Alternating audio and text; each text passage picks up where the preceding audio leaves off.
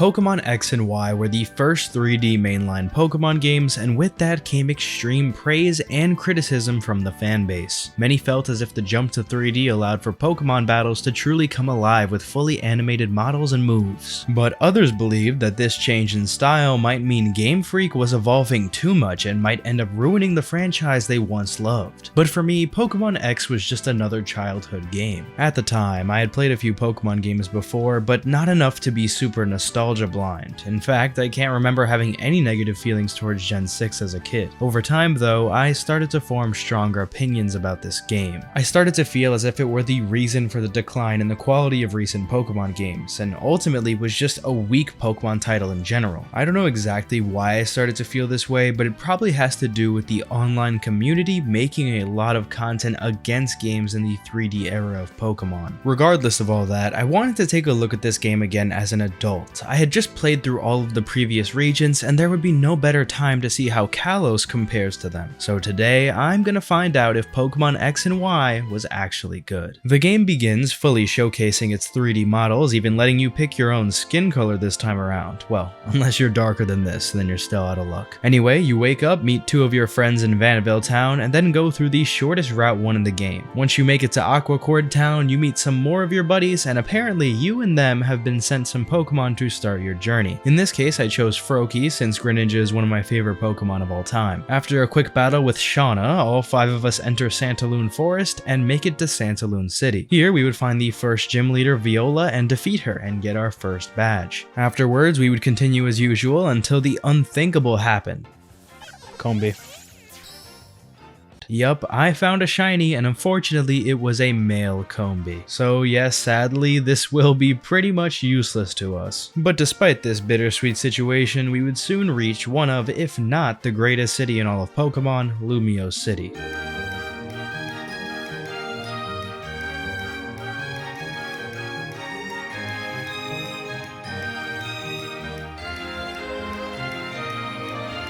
This place is absolutely massive, and while we haven't been granted access to even half the place yet, you can feel the aura. The main objective of our first visit here is to meet Professor Sycamore, the man who gifted us our Pokemon. After beating him in a battle, he actually offers us one more Pokemon, but not just any, the Gen 1 starters. I chose Charmander and left to check out more of the city. In one of the cafes, we meet Diantha and Lysander, two obviously important characters, but besides this, there isn't really much to do here, so we move to Route 5, where we meet a gym leader named Corinna and her 2 Lucario, one of which apparently took a liking to our aura. Anyway, we move through the route, evolve our Froakie into a Frogadier, and enter Camphor Town. Once again, there's not much to do here, but shortly past the town, we found a sleeping Snorlax blocking us from progressing. In a nice callback to the first generation of Pokemon, we have to wake it up with the Pokeflute. Unfortunately, the only way to get one is by going to find it at the nearby palace. After battling a bunch of trainers on the way here, we reach the palace and help find this dude's Pokemon. Afterwards, we get a nice fireworks show, which is strangely romantic if you're playing the boy character, and then we get the Pokeflute. With this, we can wake up Snorlax and actually add it to our team. Also, we evolve Charmander into Charmeleon. Now, I know our team seems like it's not exactly filled with new Gen 6 Pokemon, and well, I guess you can kind of blame the game for that. It has so many good Pokemon from older games. Anyway, past the Snorlax is a massive segment of the game where you do a lot of walking. There's a bit of a pit stop in Ambret Town, but right after that, you ride a Rhyhorn through the mountains into a very scary cave. I will say though, I do love that the cave was made in this way instead of the typical annoying style. Regardless, this is the place where we first encounter Team Flare. We kick him out with our neighbor Callum and get a fossil from the scientist guy in the cave. We can now leave and go back to our badge collecting. The next city we reach is Silage City, and this actually does have a lot of stuff for us to do. There's a clothes store here, a bike shop, and a gym. After having fun riding the bike for a while, I attempted the gym, and let me tell you, this was a struggle. Not even just because of the difficulty or anything, but more so the sheer amount of trainers. Although I will say that the narrative of this game being easy is getting more and more debunked as I play it. This gym battle was definitely a challenge. Anyway, after beating the gym, I decided to go ahead and catch an Eevee to hopefully one day become a Sylveon. You do this by getting your Eevee's affection level up and leveling it up when it knows a fairy type move. In this game alone, there's a little mini-game section called Pokemon Ami where you can pet, feed, and play with your Pokemon. After doing this for a bit, I went north towards Geosenge Town, and there were noticeably more Team Flare members around this area. Here we also encountered Corinna again and battled her. Geosenge isn't exactly the most important right now though, so we moved to the next cave area and into Shallor City, the location of the next gym, but more importantly, the Mega Evolution Guru. At this point in the game, we've only heard the idea of Mega Evolution brought up a few times, but apparently Corinna is able to wield it, and now the Guru wants to give one of us a Mega Ring that allows us to use Mega Evolution. However, since there's only one ring, we battle our rival Callum to decide who gets it. We beat him and get the Mega Ring, but we don't actually have any Pokemon that can Mega Evolve right now, so we focus on beating the gym leader Corinna instead. And well, this fight was really hard. We had just evolved our Eevee into a Sylveon, so our team at this point was looking really strong, and yet something about her Hawlucha was just able to destroy us. But after a lot of trial and error, we defeated her and got our third gym badge. With this complete, we're told to meet her at the top of the Mega Evolution place just one more time. Here, she offers us that one Lucario that was taking a liking to us earlier and gives us its Mega Stone. Now we could engage in our first battle with Mega Evolution, Mega Lucario versus Mega Lucario. With our new team member, we could move on to the next route. Here we finally evolved Frogadier into Greninja and reached Comarine City. We could actually take on the gym relatively quickly here, and we already got our fourth gym badge. Things wouldn't be this simple for long though, since just south of the city we had a massive desert area that led to the Kalos power plant. The reason why we weren't able to explore all of Lumio City earlier was actually because of this place being overrun by Team Flare. So we go ahead and battle a lot of them and free the power plant of their control. Also, we meet a strange tall dude that clearly is meant to be important, but we'll get to that later. For now, we can finally explore all of Lumio City, and I spent a lot of time here. First of all, I had to get a makeover since we had been wearing the same clothes the entire game. But next, we needed to challenge the gym leader here, Clement. While we were fighting the trainers in the gym, we evolved Charmeleon into Charizard, making our team fully evolved at this point. We beat the gym leader, explored Lumio some more, and then headed on to the next route. Since all of our friends were all together right now, we went to some ghost house tourist attraction thing and then kept it moving to Laver City. This is a really well designed town in my opinion, and it also held the next gym leader Valerie, who specialized in fairy types. We beat her, got our 6th gym badge, and went north to the Pokeball factory which Team Flare had taken over. We beat them all, got the Master Ball, and then headed on to the next route. We make it to Dendamil Town, defeat more Team Flare members, ride a Mamoswine through a snowstorm, and then reach Anastar City. Besides this massive sundial, this place also has the next gym, which we defeat and get the 7th gym badge. Just as I thought we were reaching the twilight of the game, Lysander hits us with the best Eren Yeager impression and tells everyone in the world he's basically gonna drop a nuke on them if they aren't a part of Team Flare. I'm not even trying to add that for comedic effect or anything, that's literally what he wants to do. Naturally, we fly back to Lumio City, find his hideout, and challenge him to a battle. Of course, he doesn't just give up and has us go through his gauntlet of a hideout. Once we get through those 20 battles or something, we finally find Lysander again, and it's with that strange tall man from earlier. This guy starts telling us about some important history regarding a man and his Pokemon. Apparently, there was a war 3,000 years ago where there was a man who would be the first king of the Kalos region. This man had a Pokemon called Floette, and it fought in the war and sadly passed away. The man would not stand for this, and he dedicated his life to creating a machine that would bring the Pokemon back. Eventually, he was successful, but the machine only worked because of the lives he had to take in exchange. While he did end up ending the war, the Pokemon he worked so hard to get back left him because it knew the terrible things the man did. After telling the story, it's clear that he was speaking in third person the whole time, meaning he somehow is some immortal being. Anyway, Lysander flees the base and we're faced with one of the heads of Team Flare, who gives us the illusion of choice by having us press a button that may or may not turn on the ultimate weapon. Whether you pick the right button or not, the weapon will be activated in Geosenge Town, and we have to fly back hopefully to stop it in time. Team Flare's base here hosts the legendary Pokemon, and we battle Lysander once again to stop him, this time backed by our rival. Once he's defeated, we fight through every single remaining Team Flare admin, which by the way is a ton of battles, and reach the bottom floor. Along the way, Shauna regrouped with us, and while she's not very great at battling, she helps us out by using one of Clement's inventions to open the locked door. Inside are a bunch more of Team Flare's members we have to fight, but then we finally awaken the legendary Pokemon Xerneas. Once we catch it, Lysander makes his way to us with a new suit on and challenges us to one final battle. This time around, he actually has Mega Evolution on his side with his Gyarados, but we defeat him and escape. In one final attempt to make the machine work, he fires the ultimate weapon and hits himself with the blast. Well, after all that dramatic stuff is over, we are finally able to continue our journey to get the 8th gym badge. We make it to Koraway Town and through to the next route. Here we meet our two other friends who had been no help to us when we were trying to save the world and battle them along with Shauna. After this, we reach Snowbell City and get another makeover, but we're really here for the last gym. However, the gym leader is currently away in the Pokemon village, so we go to find him. Along the way, we also caught the final member of our team, Trevenant. After fighting the gym leader and challenging him to a battle, we get our final gym badge and prepare for the Elite Four. Victory Road in this game is honestly one of my favorites. It doesn't force you into a bunch of battles or anything, and while it does take place in a cave, there are plenty of segments outside to mix things up. At the end of Victory Road, we fight Callum one last time and make it to the Pokemon League. Just like Unova, we're allowed to pick the order in which we fight the Elite Four, so I went with Malva first since our team could handle fire types pretty easily. After that, I fought Wickstrom because Steel is also very weak to our team. These two first fights were not very challenging honestly, but I had no idea what was in store for me next. The Water type Elite Four member has one of the strongest teams I have seen in any Elite Four period. Seabold's Gyarados is almost unstoppable if you aren't leveled up properly or have bad type coverage. In my case, I thought Trevenant would be enough, but honestly the only way I could beat this was by brute forcing Moonblast with Sylveon. Last of the Elite Four is Drasna, the Dragon type user, and well, her team is good on paper, but unfortunately I have Sylveon, so... With the Elite Four defeated, all that's left is the champion Diantha. And wow, her team is genuinely awful. This is the worst champion fight I have ever seen in my life. Goodra is probably one of her best Pokemon, but besides that, her Gourgeist sucks, Tyrantrum and Aurorus are just not that great in general, Alucha can be solid, but hers is not built correctly, and Mega Gardevoir is a really good special attacker, but it isn't really that scary when you have something like Mega Charizard X with Shadow Claw that one-shots it. So yeah, while that did kind of end bitterly, we ended up beating her and becoming the champion. Things didn't just cut to credits though, because we got our own ceremony for saving the world and becoming the champion. Well, technically our other four friends got celebrated too, but really the only ones who actually did anything were Shauna and Callum. After this, we're challenged by that strange man from earlier whose name is AZ.